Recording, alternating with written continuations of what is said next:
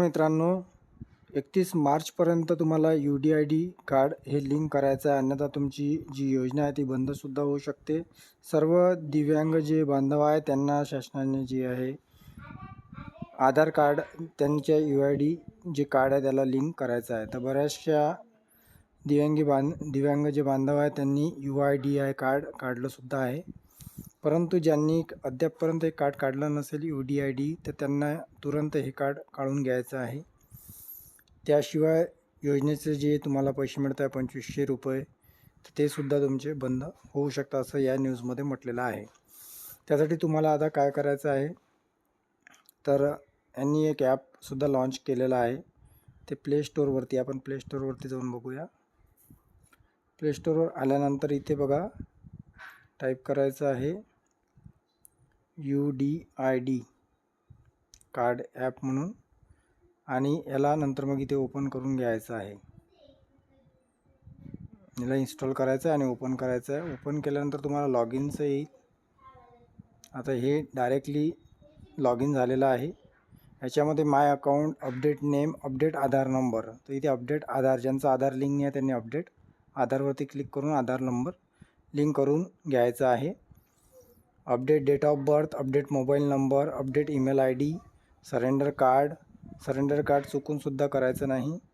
त्यानंतर मग application, download your application, download receipt, download disability certificate, download your UDID card, हे सर्व तुम्हाला याच्यामधून करता येतं. तर मित्रांनो, अशा पद्धतीने हे ॲपमध्ये तुम्हाला जे आहे अपडेट करता येईल तुमचा मोबाईल नंबर आणि तुमची आधार लिंक तुम्हाला करता येणार आहे. तर आता ह्या बातमीमध्ये काय म्हटलेलं आहे, UDID कार्ड आधारशी लिंक करणे अनिवार्य आहे. शासनाच्या निर्देशानुसार UDID हे जे कार्ड आहे ते आधार क्रमांकाशी तुम्हाला लिंक करून घ्यायचं आहे. एकतर तुम्ही ॲपच्या माध्यमातून किंवा डायरेक्टली गुगल क्रोममध्ये UDID कार्ड टाकलं, लॉग इन केलं, तुमचा नंबर वगैरे टाकून OTP येईल तुम्हाला, आणि त्यातूनसुद्धा तुम्ही आधार कार्ड तुम्हाला करता येईल किंवा तुम्हाला लिंक करता येईल. ज्यांचं असेल ऑलरेडी त्यांना अपडेटचं दाखवेल, ज्यांचं नाही आहे त्यांना लिंक करा. अनेक दिव्यांगांकडे UDID कार्डच नाही आहे. जिल्ह्यात अजूनही अनेक जे दिव्यांग आहे त्यांच्याकडे कार्ड नाहीत. त्यामुळे अशा दिव्यांगांना तातडीने UDID कार्डसुद्धा बनवून घ्यायचं आहे. तुम्हाला KYC करायची आहे, तर KYC तुम्हाला कुठे करायची आहे, सेवा केंद्र, सेतू सुविधा केंद्र किंवा संबंधित कार्यालयात जाऊन तुम्हाला KYC प्रक्रिया ही पूर्ण करायची आहे.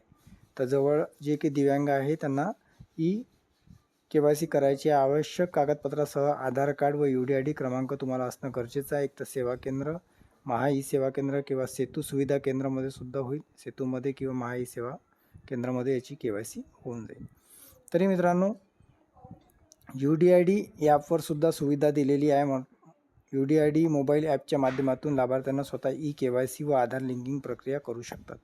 तर ॲपमध्ये सुद्धा ज्यांचे झालेले नाही आहे त्यांना ते ऑप्शन असेल, तर त्या ऑप्शनवरती क्लिक करून तुम्ही KYC करू शकता. त्याचा एक स्क्रीनशॉटसुद्धा ठेवायचा. तरी मित्रांनो, या व्हिडिओ लाईक करा, शेअर करा. धन्यवाद.